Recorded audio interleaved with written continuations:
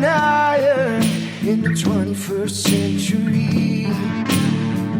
Hard-working people working hard for you and me. Moving higher, time and time again. Through the years you'll find us here. Moving higher. Hello and welcome to Moving Iron Podcast number 194. This edition of the Moving Iron Podcast is brought to you by TractorZoom.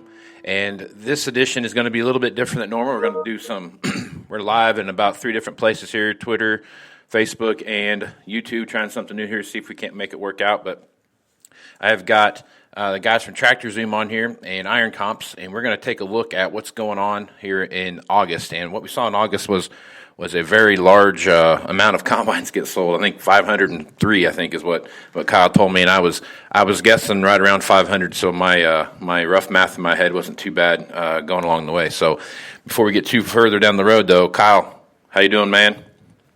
Good. How are you? Glad to be on here, man. Thanks for being on. And why don't you introduce who you got with you here? Yeah, wonderful. I'm sure some of the listeners have heard Casey and I talk about what we see in the auction market. And today I brought Andy Campbell on, our director of marketing. And truth be told, Andy's the one that's pulled all my slides in the past. You do not. And so I said, all right, Andy, it's time for you to get on here because he's super passionate about this stuff too. Hopefully we don't go too far down in the weeds to his data science and mathematical calculations, but happy to have Andy on here. Yeah. Hello and welcome to Moving Iron Podcast number 194. This edition of Moving Iron Podcast. Happy to be on, and we'll try to stay out of the weeds as much as we can. Well, that's good, man. I'm glad you guys are on here, Andy, and glad to finally meet you. I've seen your stuff pop back and forth around as we've had a chance to interact with each other via email and stuff. I've seen you post on social media, so I'm looking forward to what you have to offer here. Good deal.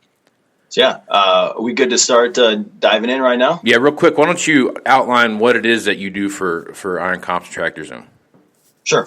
So like Kyle said, official title is marketing director, and what I get to do a lot of, though, is kind of data storytelling. So I grew up on a farm in northern Iowa, and now with the vast TractorZoom database, I get to use a little bit of the data analytics that I picked up over the years and kind of make sense of everything that I used to see growing up on the farm that I still see when I go back and help my dad on the farm, and then really kind of tell a story around all that. So tons of data in here. You can slice it up and dice it up almost any way. And Kyle and I were running through some of it yesterday. And even just yesterday, we were finding new insights and getting all excited about what we're pulling up. So, there is just a ton of stories to tell with this data. Yeah, what I think is really cool is so we're using this thing called Microsoft Power BI, business intelligence tool, which helps us analyze all of the data that we have coming through. As Casey mentioned, we saw over 500 combines selling this August. I think we saw 500 and some odd total auctions, and just a massive amount of inventory that flew through. So it's a lot of fun for us to be able to sit down and dive through the data. And so today, Casey called us and said, hey, let's go over the combine market. Let's see what's happening, kind of a recap of August, what happened in the combine market. So with that, Casey, if you're cool with it, I think we go ahead and kind of move through some of these slides and let Andy lead the conversation. Yep. So real quick, I want to throw this out there. So this was one of those months. August was a month that I wanted to pay a lot of attention to because, as you're getting ready to see, there was a lot of there was just a lot of combines. There wasn't a whole lot of other machines out there that got sold on the volume scale that we saw combines get. So I was very curious to watch that sell through those August months, and then what's the ultimate kind of outcome going to be. And this is the great thing about what Iron Comps does, and as well as what you're going to see on TractorZoom as far as the listings go. But the Iron Comp stuff, this is really the meat and the potatoes of what I like to see happen on a day-to-day basis with this data that we get. So I'll shut up and let Andy go, but this is kind of nerding out here a little bit, but this is going to be some good stuff. Well, also before we get started, if you remember last August of 2019, naturally 2019 had its own set of challenges, but we saw a huge spike in combine inventory come to the auction market last August. Yep. It got even bigger. Yeah. And so Before we get going, all the data that you're going to see here comes from the 435 auction companies that are our partners and advertise on TractorZoom. So if you're looking for upcoming auctions, go to tractorzoom.com. And then if you're looking for historical data, what's going on in the market trends, go to ironcomps.com. Yep. Cool. Okay. So, yeah, like Casey and Kyle said, I mean, we saw 503 combines go through in August. And I remember when Kyle and I were talking, we did a webinar back in July, and we were wondering if a little bit of the heavy July season was going to rob a bit from August, even though, our auction success team was talking about they anticipated a big month coming up. They didn't know how big. And so, yeah, this, double almost of what we saw last August. So huge month.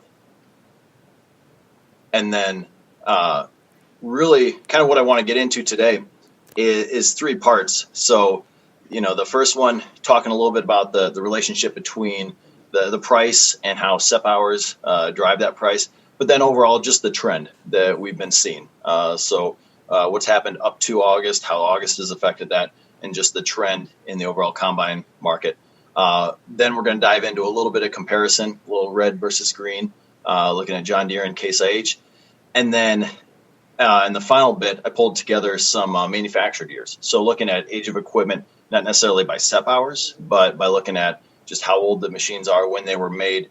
And you find a couple neat nuances with some machines that are, made in the past 3 to 4 years, and then a different trend, it seems like, in the last 10 years.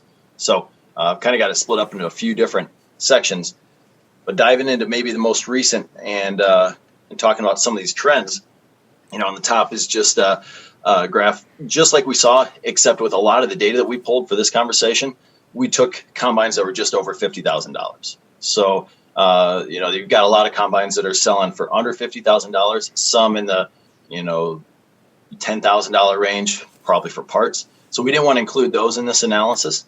And so just keep in mind, everything that you're going to see from this point on is 50K and above sales, which to still sell, I think that's 188 up there in August that are above 50K. Saw a lot of good pieces of machine move. So, Casey, I'm really curious to see kind of your analysis of this. One of the things that I see from the data that's right in front of us, and I know some of the podcast listeners may not be able to see this, go to Casey's YouTube channel to look at these slides.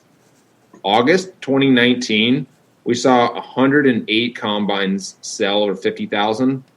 A year later, August 2020, we saw 198. So almost 100% increase in combines. Look at the average price over August 19 versus August 20, an increase of $20,000 from 130 to almost 150,000. But what's unique, I thought, is the average SEP hours. So if you look at the quality it brought to market, the average SEP hour in August of 2019 is roughly that maybe 1,300, but the average SEP hour in August is all the way down to probably 1,200 or 1,100. So a big discount in the average SEP hours that's brought to market. So my assumption from that is better quality. What are your thoughts? I think I've thought about this a lot. So the three big sales that we watched, you had that had the Sinclair sale, you had the Ag Power sale, or Ag Pro sale, I'm sorry, and then up in Ohio, and then you had Sullivan's 2-day deal that they had. And between the two of them, I think there were 60 combines-ish on going off memory here, about 60 combines on Sinclair's auction. There were 45 or so on Ag Pro's deal, and it escapes me. I don't remember the number on Sinclair's 2-day deal, but it was up there. It was like 40-some combines. And I think to me what the difference between those three big sales were compared to what we've seen up to this point was everyone was taking the 2012, 2014, 2013 model stuff to auction, and they were all the same. You know what? Everybody had something with 1,500 hours on it. Had 1,200 hours on it. Those kind of things. Separator hours type of deal. Those 3 sales brought in a wide variety of machinery that was under 1,000 separator hours. In some cases, we had a lot of 500-hour machines. We had a lot of 250-hour machines. I want to say the Ag Pro sale had some 660s. If I remember correctly, they had like 250 separator hours on them. So there was, I think what they did that was different about those 2 sales compared to what we've seen up to that point was they had obviously a large inventory of under 500-hour machines, and they took them and they rolled the dice on those to see what they could make happen, and it was something that the auction market hadn't seen up to that point. Excuse me. Up to that point. So it brought in those buyers thinking that they're going to get some kind of a sweet deal on a machine at auction, and those 2 didn't have that. They didn't have that quote unquote sweet deal that you would see. Most of those were bringing some pretty strong retail numbers comparatively to what's out there. So I guess as I look at what you have here, I think it was the excuse me. It was the quality, the lower houred machines that have come to the market here of late. A lot of those are 2-year-old machines that are probably coming up on a year and a half, birthday, and they're looking at what they're going to do to get rid of them. I think they knew the outcome of the 2012 S670 with 1,500 separator hours on it was going to bring somewhere between $65,000 and $85,000 depending on how it was set up. So I think they kind of knew what that was going to be, and may or may not have had an appetite to do that comparatively to where they're at, thinking that maybe these other machines are coming in, we're going to do it. And my hat goes off to the guys at Sullivan. They understand the market, and I'm sure there was some coaching that went into that, and some back and forth on what they wanted to get where, and they did a great job with it. But getting lightning to strike one place once is hard enough, much less 3 times. And I think we kind of saw the fall off there towards the end of the month at some of those sales with the number of machines that have been hit the market at that point. And I really think that's where you're starting to see, like in your middle graph there, your average price, how it really kind of starts to, peaks way up there at the end, and it has a pretty rapid drop off there towards the end of that. And it kind of, I think that's what we were seeing in that August time frame, is that, combine values started to go up, but simple supply and demand, when you flood the market with something, sooner or later it's going to have an adverse effect on pricing. So you think that this big glut that hit the market in August was a lot of people trying to kind of replicate what happened at the Sinclair auction? Absolutely, 100%. I mean, that Sinclair auction thing, I was terrified of what was going to happen with that. I thought, man, this is all we need right now, is to have this kind of volume hit the market in one day, and then all of a sudden there's going to be this massive reset of the marketplace.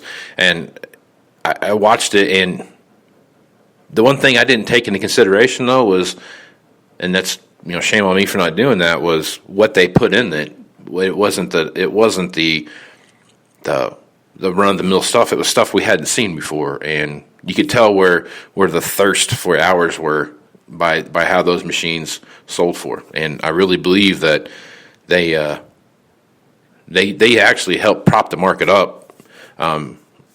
Not necessarily like values went up or anything like that, but it really solidified that bottom. And I think that's what we saw with that sale and the next 2 sales after that. They kind of repeated each other. There wasn't the up and down that you would see in the typical market wasn't there. It was pretty consistent. There wasn't any real big surprises until we got to the end of the month. And at the end of the month, there was a few surprises. Machines that just like that had sold in the previous 3 auctions of volume brought 10 to 15% less than those 3 did. So it kind of showed. I mean, it just kind of reset itself there a little bit. Had a bit of a correction there at the end.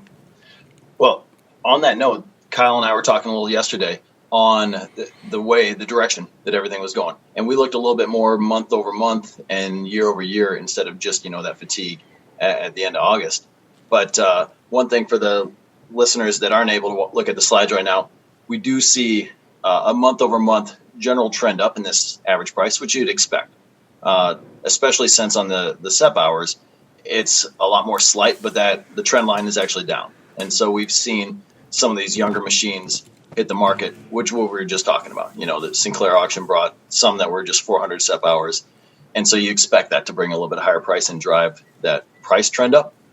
But then Kyle and I were talking yesterday on that trend up on price, how much of that is actually due to these younger machines hitting the market. And so that's what we tried to flesh out is, how much of that increased price can be attributed to the younger machines. And then how much of it is just the fact that the farmers may be willing to pay more for combines just overall, or is there something else driving the market? So we got into a little bit of that level of detail. And so what we've got and what we're showing right now is a little bit more of a granular level detail on combine values over the last couple of years. A dot represents a sale. And if you're looking at the graph, you can see auction dates that are hidden. I mean, they're just thick lines of, these combines being sold in one day or in one weekend. You can literally see the Sinclair auction. Yeah, like that's that auction. 75 combines sold in one day. Yep. Yeah. So we took the trend line of this, which was the same trend line that we had on the previous one, but we actually graphed it and came up with a rough average equation of the fact that, day to day, the average combine value is increasing $45, which I think that comes out to about $16,000, $17,000 a year is what, on average, combine values are increasing. So we dove into this, but then also took a look at those SEP hours. And like I said, it's negative. It's just slightly negative, though. To the tune of you got a negative 0.033 per day, which doesn't really make a difference or make any sense until you take that into a year. And on average, combines are getting a little bit younger, driven largely by Sinclair here and those three other major auctions, dealer auctions that happened in August. Though they're really pulling that average down to about the tune of about 12 SEP hours a year from 2020 versus 2019. So getting a little bit younger. But this is really where Kyle and I started diving into the weeds and geeked out a little bit yesterday and brought back a couple of the old math classes.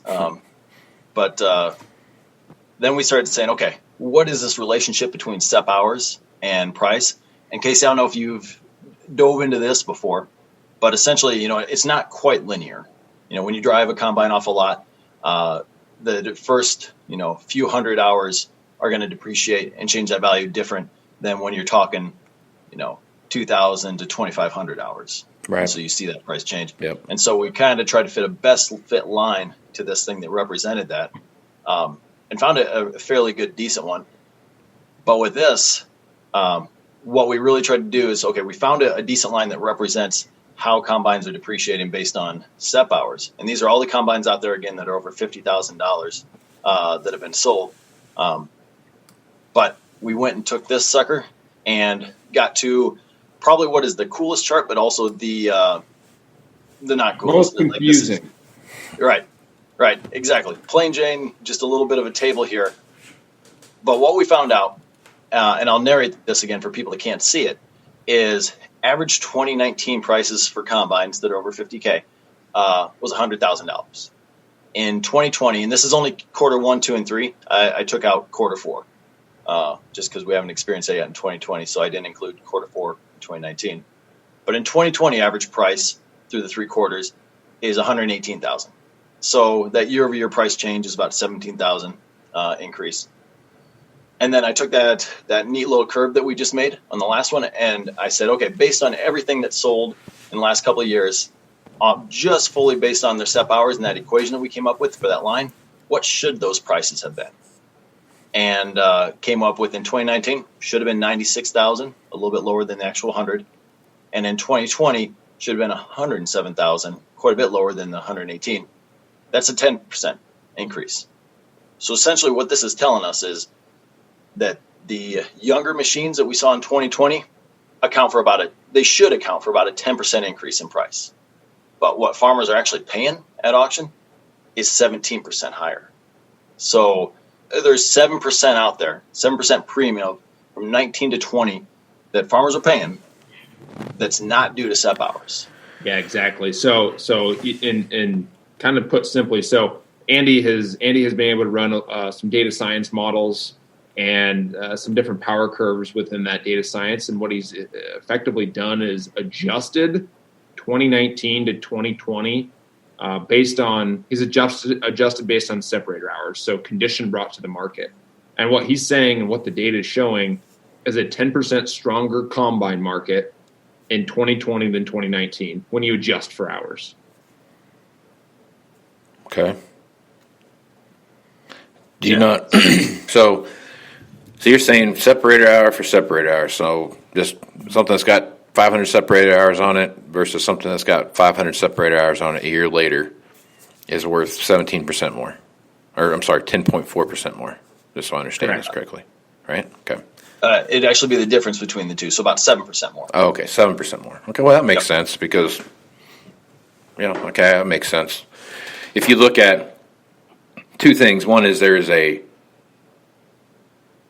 lack of machines that are on, I guess, how was that? The number of machines that sold at auction in 2019 that were under X number of hours, say 500 separator hours, compared to 2020.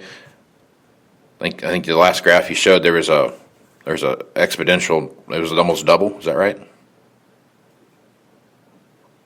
Oh yeah, the young ones that were being sold. Yeah.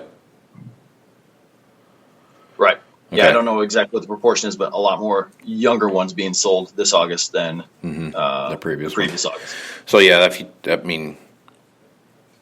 right now guys are just looking at they're at that point now where the need to update their machine to something different is getting, for some guys, that's not for everybody, but some guys are looking at it as, I've got 5 years in this machine. I'm typically 2 or 3 years, and then I get, I roll to a different combine, start looking at my hours and then cost of operation, all those things. I start playing it. There are more people looking to update equipment in 2020 than there has been in any other year that I've looked at, because quite frankly, there shouldn't be anybody. I mean, there's nothing, if you look at the marketplace, like there's no reason for someone to be looking at buying equipment right now. I mean, with the way equipment or the way commodity prices are, but people sure are doing it. And I think what they're doing is they're looking at efficiencies, they're looking at downtime in the field, they're looking at repair costs, they're looking at cash flow, those kind of things. There's a lot of good things you can do to kind of offset some payments and cash flow, repair costs and those kind of things by looking at getting to a different machine. I think that's driving the market right now more than anything. Okay. Yeah, because I've got some slides a little bit later too that indicate something like that. At least in the last 4 to 5 years, maybe up to like 6 or 7 years, that the people are cycling through those newer machines more often. But then you've got people that like to hold on to the machines, and that turnover seems to be a lot less. Yep. So that cycling through it to avoid those repair costs or to minimize those makes sense. And that could be a big driver in this. There's key drivers. Something you guys might take a look at too is when you start getting to 500 hours, what does that look like? And then 750 hours, what's that look like? And then what does 1,000, 1,500 hours look like? Because those are some key reconditioning points on a combine as far as expense, where expensive repairs come into play is usually in that time frame. So you might take a look at that and see what that looks like on your graph. Yeah, we might even be able to flesh that out. Not exactly, a little bit later, but maybe based on the years that they've been in the field. I'll come back to that one because I think that might explain a question that I've had later based on the manufactured year. Okay. So moving on from this, Kyle and I talked a little bit about diving into a little red versus green, and just a quick snapshot of John Deere's S680, their S670, and Case IH's 8230. And really kind of high-level look at what they're bringing in the market. Fairly comparable, and again, you'd expect the the 680 to be higher than the 670. And they also have quite a few models that are sold. The 8230, quite a few less, but kind of splits the difference in the value there. So the S670 is selling for $120,000 on average. The 8230 is selling for $133,000 on average, and then the S680 is $144,000 on average. And what's that look like from the usage, Andy? From the usage standpoint, they are close. S670 probably edges them out here a little bit with 1,264 hours on average. S680 is just under 1,200 hours. And then the 8230 is, again, just a little bit behind that with 1186 hours on average. So really comparable. I mean, S670 having a little bit more hours maybe makes sense. It's got to run more hours, cover more ground. I'm not quite sure. What's your take on that, Casey? Every time we look at this S670 versus the S680, S670s always have more SEP hours on them. There's more of them out there. I mean, I think there's more S670s out there that are still running in the field. In 2012 and 13, there was. It's not been till like 14 where you really started seeing the swing in the amount of Class 8 combines that were getting sold comparatively. I mean, usually it was always Class 7, and 670 was always the first one to the table. But now you start looking at those two units next to each other, and they're starting to kind of almost get to a little bit of a parity between the two. So, I just think there's more S670s in the field that are still working than there are S680s, and so I think it's probably just the number of machines would be my guess. Yeah, I didn't know too if that F670 has to run the SEP hours longer. They can't go as fast as S680, but I don't know the difference between the two of them. That would be true. I mean, there's going to be a little more capacity on the S680. You're going to be able to do 25% more, I think, something like that, than a S670. Which I guess if you did the math on those two, just real quick, the hour range, what's that look like? You got 1195 divided by 1264. So that's 5.5%. So yeah, there's probably something to that. I guess that's a good point. It's just the capacity's a little better on the 680 than the 670. Yeah, maybe guys are saying, "Oh, I don't need to buy the S680, spend the extra money. I'll just get by with the 670." But then you just look at they're ending up having to stay in the field a little bit longer. Yep. Yeah, that'd be an interesting analysis that we could do between the two of those. Because even on the next slide here, I guess 2 slides from now, this is an interesting one. This is the number of them, or proportion of these that are out being sold in the market right now. So like S670s, yeah. S680s, kind of on par with each other. I think they're in the 160s that have been sold roughly. But then you've got, 20% of that is what the case has been sold. And from all, standards purposes, it looks to be a very comparable machine, but just significantly fewer of those being sold in the market. Yeah. So, but this one, again, looks, if you're looking at the graph, it looks scattered. So it's maybe better that you're not looking at the graph if you're just listening to the podcast. But the darker blue is your S680s, the John Deere greens, S670s, and then the red sprinkled in there is obviously the Case IH. But again, what you see on that blue is it does bring a little bit more of a premium. It kind of sits higher here. Per separator hours, it's bringing a higher price. Mm-hmm. But like Kyle said, once machines get older, this anything really from 2,000 up, maybe even 1,500 and up on those SEP hours, really a whole lot of parity between these two machines. And so, yeah, it's hard to compare the 8230 with the rest of them just because it hasn't been run nearly as long. There's not enough data points out there. But the 670, S680, once they get old, looks like they're treated close to the same. Pretty crazy seeing some of these 670s and 80s being run to 5,000 to 7,000 step hours. Yeah, we've looked at a few of those, but yeah, it's they're putting hours on them for sure. Nice. Okay, so the last section that we did, remember I said we were going to split up into looking at trends, we're looking at red versus green, and then just started to pull a little bit of these combine values, but based on the manufactured year. And so what year did the OEM put it out? And then how many of these are we actually seeing at market? And so, again, if you can't see the screen right now, essentially what you see is a classic bell curve that's going on with a lot of the majority of these machines being sold, or that are being sold now and being sold in last year, were produced in 2012, 2013, almost 2014. Yep. Just bulk of those machines. But Casey, you mentioned that earlier too, that you're seeing a lot of these. Like, this is the typical combine that hits the market, isn't it? Well, I mean, yeah, those 3 years were the largest production year for farm equipment in like 20 or 30 years. So I mean, it was every manufacturer across the board where they were putting machines together in the parking lot. So I mean, they were getting them out as fast as they could. So there's a ton of those 3 model years across the board. There's just a ton of them out there. And your graph shows that. So right. Yeah, that explains it. It'll be interesting to see as we age a little bit. You know, is this like the pig that moves through the snake, and that continues to be the bubble as it goes, or will it shift up a little bit? Because it makes sense that things that are 7 years old are hitting the market right now because people want to trade them in. right. But that'll be interesting as it ages and moves a little bit to the left. Casey, the other question I had for you. I mean, these are legitimate sales down here. I think that's a 1991, a 95. Combine that's sold in the last couple of years for over $50K. Yeah. Like that seems ridiculous.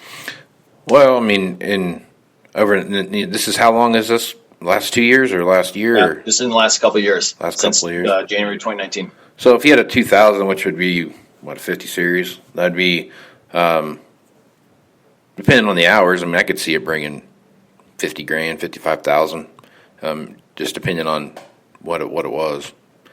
Now, 1990, 96, 10, or a 1995, 96, 10, or 9600, I guess, would be bringing 50 grand.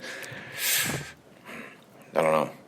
That's one of those ones that some guy found it in the barn and it's got like 2.5 hours on it. Machinery Pete shows up and does this whole show about how the guy forgot he had it in his shed for 50 years, and then he opened the door and there it was, you know. So yeah, that's probably what that is. I just can't imagine that there's most of those machines have got like 6,000 hours on them, 7,000 hours on them. You know, they just got a ton of hours on them. So right. Okay, so the next graph then gets a little bit to that point, plus what we talked about earlier. Then this is the average price of combines that are being sold in the last couple of years, but based on the year that it was manufactured. And so if you really start all the way to the right, you know, closest to 2020, you're seeing combines that were manufactured in 2019 are going for north of 300K. Again, very low step hours. That makes sense. I'll bet a lot of those were, you know, Sinclair or some of these dealer auctions. But you start to drop down significantly, you know, and fast. So things that are sold in 2018 have quite a bit less value. 2017 probably are sitting around $220,000. But everything that was manufactured in 2015 up to 2019 has this really steep curve. So just this sharp curve right here that as it gets a little bit older, you're losing quite a bit more value for whatever you're paying for it at auction. But once you hit this sweet spot somewhere around, you know, that glut, that 2013 time period, 2014 maybe, it levels off. It doesn't follow the same linear pattern. And so you get this flattening right here. And it seems to happen around 2013, 2014. So my question to you was, is this just a matter of what we saw earlier with those step hours, where there's not a lot of difference between a 1,500 step hours, 2,000 step hours, or 2,500 step hours, or this inflection point that you have around 2012, 2014? Does that have anything to do with the change in the engine?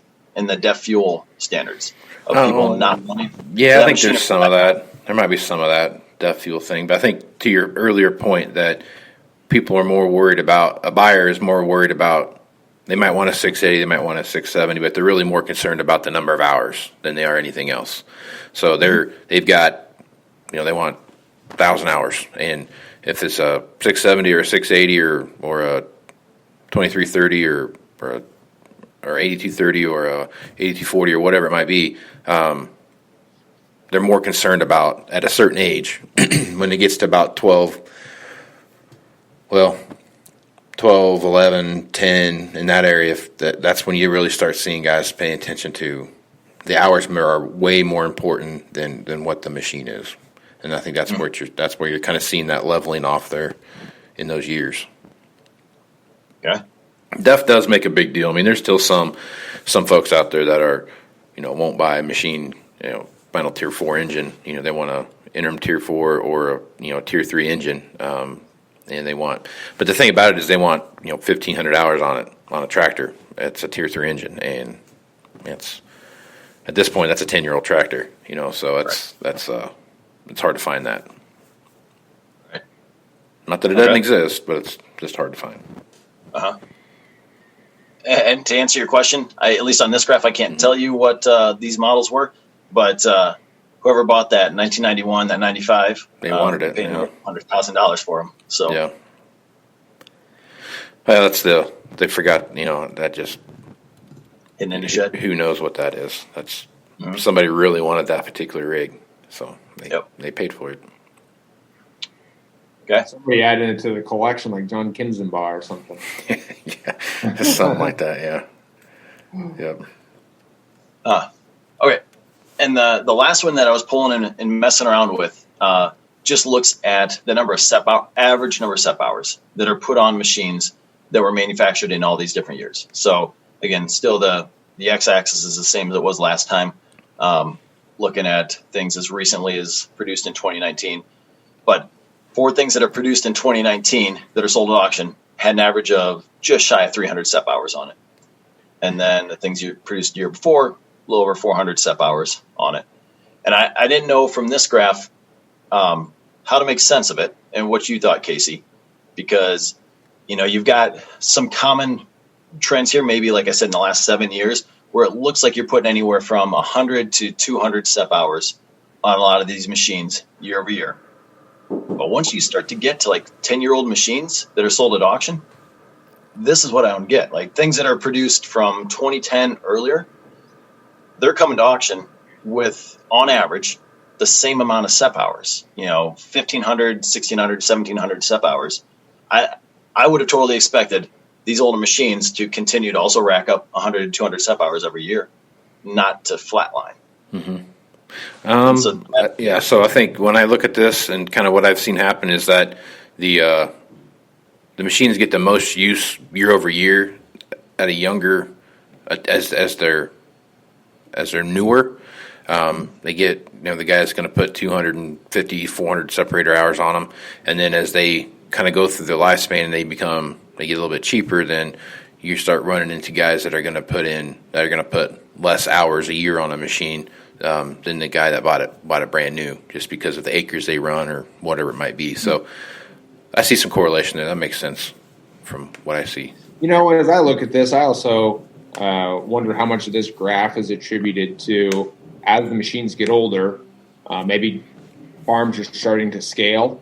And so what they do is they buy a second combine, or they have two combines that they're ending up running, so that they're not putting as many hours on maybe they have a 9770 and then they've also got a S770 that they're running, and that 9770 they're just not using as much, but they're still running both of those combines. So then you have the average hours split between the two machines. Yeah, there's some of that. I think you still have some of that. There might be a little bit of that backup combine mentality of, I'm not going to get much for it, so I'll just keep it and run it till the wheels fall off mentality and just use it as a backup type of thing. But I think a lot of this is just attributed to the fact as machines get older, they get cheaper, and the guy that are buying those older, cheaper machines just doesn't have the same number of acres that someone that's got 6,000 acres of corn to cut, and he's got 1,500 acres of corn to cut. So it's a big difference in the number of hours they're going to run. So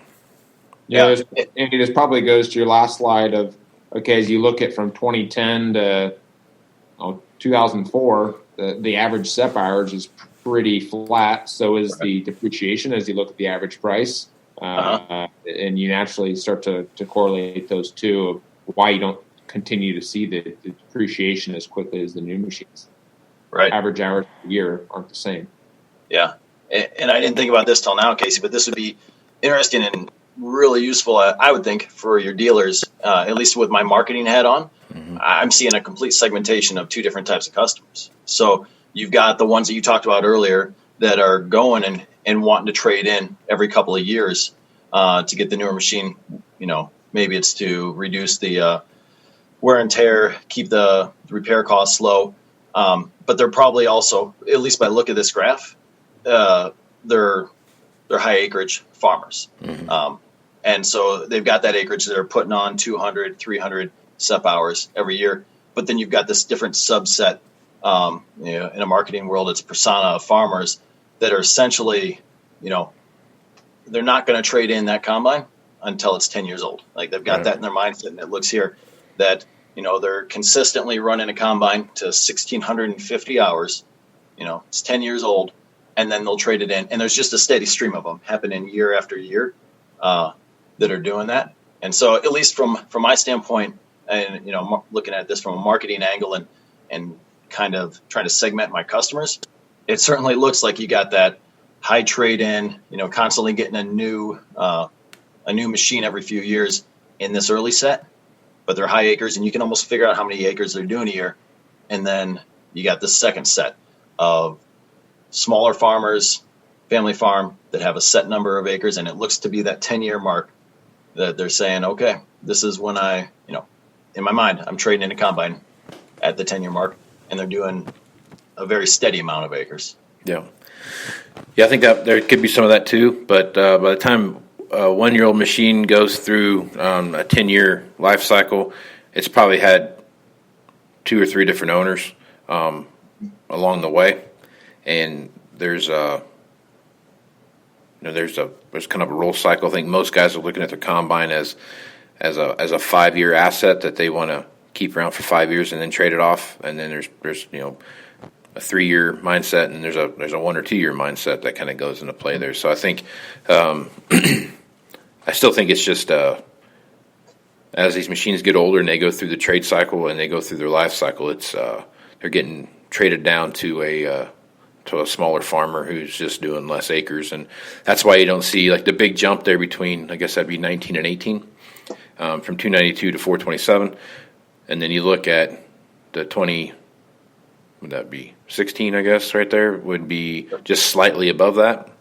Mm-hmm. So then, if you look at 16, it'd be 14. No, I'm sorry. Yeah, 16, 15, 14 there. If you look at how those work, those are all. A lot of those guys still have the same machine from when it was brand new, and they keep putting the same, 200 hours a year on it type of thing, and they've done that for 5 years and just haven't traded it. And that's if you look at where 2010 is, and then how that falls off to 11 and 12 and 13, and even 14 a little bit. But those 11, 12, and 13 model years, the hours are within 10 hours of each other on average. So that kind of shows you that they've kept those same machines, and they've ran those same machines, and they're looking at may or may not, the majority of those machines are just now hitting the marketplace from when they were bought new off the farm. So there's a steady number of hours that got put on those consistently, as you can kind of see that. There's a consistency there that you don't see across the board anywhere else. So, right. Huh. Interesting. Yeah, for future analysis, I mean, you mentioned the 1, the 3, the 5 year trade life cycle, but also the reconditioning points of 500, 750, 1,000, 1,500. That'll be interesting. I'll have to dive into that and start to segment that data out, see how those combines behave differently. Yeah. Cool. Well, from the data we pulled, that's kind of what we have, at least for this go round. Right on. Well, that's good stuff, man. This is the one thing I like about what you guys do there at Iron Comps and the data that you collect and that you pull is that you can really get really granular into what you're looking at and really dive into that from a used equipment management perspective and what that looks like and how things are stacking up year over year and those kind of things. So hats off to you for the good data that you guys are putting together. Yeah. Thanks for letting me be on the podcast. This is enjoyable to be able to share this stuff. No problem. So before we go, Casey, you're naturally a Iron Comps user. You and the 21st Century John Deere group use Iron Comps. And one exciting thing that we've had the opportunity to do is be able to leverage that same software that dealerships and banks are using from a professional level all across the country. As we have a new pricing tier that's called Iron Comps Insights. That maybe if the listeners are farmers or machinery buyers themselves, but maybe not to the capacity of a dealer, they can actually get access to this as well at a new pricing tier of $299 a year subscription. And if it's okay with you, I'd like to offer your listeners a discount. Is that okay? Yeah, I'd love to give people a discount. That'd be great. Have my name attached to that. That'd be great. So, Casey, we created a promotion code for all the listeners on Moving Iron called the promotion code is just pretty simple. It's Moving Iron. Mm-hmm. And if any of the listeners subscribe for a limited time, subscribe to Iron Comps, you get $75 off your subscription to this data that can help you make better data-driven decisions. Just go to ironcomps.com. And when you sign up for Iron Comps Insights, you get $75 off. It's a brand new product, and we're starting to see some good uptake from the market. Thought it'd be good to offer your listeners that.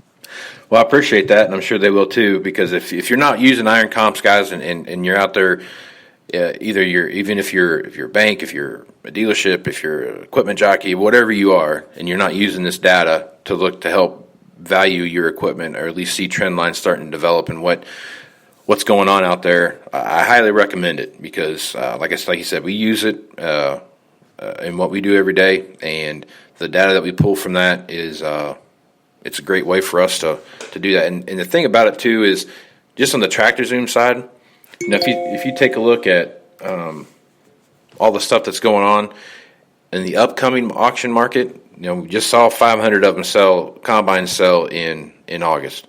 If you take a look at what's going on in September, October, November, December, stuff that's coming down the pike already, there's a fair amount of them still out there to come, and there'll be more added to that as we get closer and closer to these 30-day deadlines with these auction companies each month. And, if you take a look at all the online auctions and then all the live auctions and everything is out there, there's a massive amount of equipment being sold at auction right now. And I said it for the past 3 years that the auction market is going to be a bigger tell in what happens in the retail marketplace as the price of equipment gets more and more expensive, and we're starting to see that right now. This is definitely a one of those systems where the amount of volume that goes to these auctions is a direct correlation to what we see happen in the retail marketplace. It's there now. So if you're not using this system, you need to be using this system because it helps you predict what's out there and then also analyze what's happened. So again, hats off to you guys. I've been a big fan of what you're doing for a long time, long before you were part of the podcast. So I, like I said, just thanks for what you're doing and the information you're putting out. Yeah, well, happy to be a part of it. We love educating, and being able to see this data transparency is really cool in our opinion. So really appreciate you having us on the podcast. And again, if any of the listeners want to use the same software that Casey and his team are using at their dealerships, making decisions from a professional level, just go to ironcomps.com. Use the promo code Moving Iron to get $75 off, and that's only for limited time, so you have to act fast. Right on. Well, guys, I appreciate that. And Kyle, what's the best way to get a hold of you? And Andy, what's the best way to get a hold of you? Yeah, again, go look at the upcoming auctions at tractorzoom.com, or go to use all the analysis we just went through at ironcomps.com. Reach out to me. I'm on LinkedIn pretty frequently. My cell phone, if anybody wants to just call me and catch up, whatever, 641-919-5953. Right on. Yep. And mine's the same. I've got my email on the screen. Let me know if you got any report questions on this, or, always looking for new topics for analysis to do. So feel free to email me at acampbell@tractorzoom.com. And the same, connect on LinkedIn. Always happy. Thanks, Casey. I appreciate it, guys. So I'm Casey Seymour with Moving Iron Podcast. Make sure you check me out on Facebook, Twitter, and Instagram, as well as YouTube. If you like what you see here, subscribe to my YouTube channel and smash the like button. Guess that's what you're supposed to say now. That's what all these YouTubers are saying. So check that out and see what you got going on there. I really appreciate everyone that's been a part of this podcast over the years. So thank you very much. The Moving Iron Summit's coming up here, Nashville, Tennessee. That would be January 20th through the 22nd. If you're a dealer and you want to come to that, reach out to me via my website at movingironllc.com, and you get all the information there, and I'll get you signed up. Also, check out the Global Ag Network and the great podcasters that are part of that. So with that, I am Casey Seymour with Kyle McMahon and Andy Campbell. Till next time, let's go move some iron. Out. Moving iron in the 21st century. Hard-working people working hard for you and me. Moving iron time and time again. Through the years you'll find us here.